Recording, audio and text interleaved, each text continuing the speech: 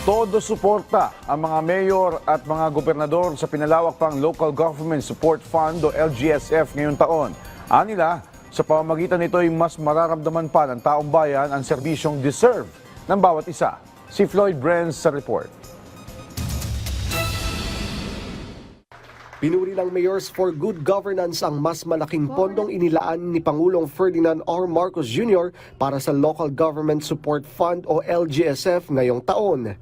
Mula 22 bilyong piso, itinaas ito sa halos 58 bilyong piso ngayong 2026. Ayon sa grupo, mapalalakas nito ang kapasidad ng mga lokal na pamahalaan na magsagawa ng mga pinakakinakailangang programa sa kani-kanilang bayan, lungsod at probinsya. Sabi ng League of Provinces of the Philippines, maisa sa katuparan nito ang pagpapatayo ng mga silid-aralan sa ilalim ng Classroom Building Program.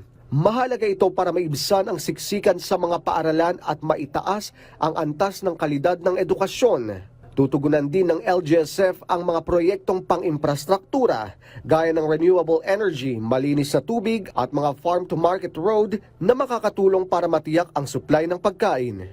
Tuwang-tuwa ang mga local chief executives natin dahil sa pamamagitan nito ay talagang mararamdaman na ng taong bayan na yung pundo talaga ay direkta bumababa sa pangailangan ng ating taong bayan. Tutustusan din ng LGSF ang RICE program.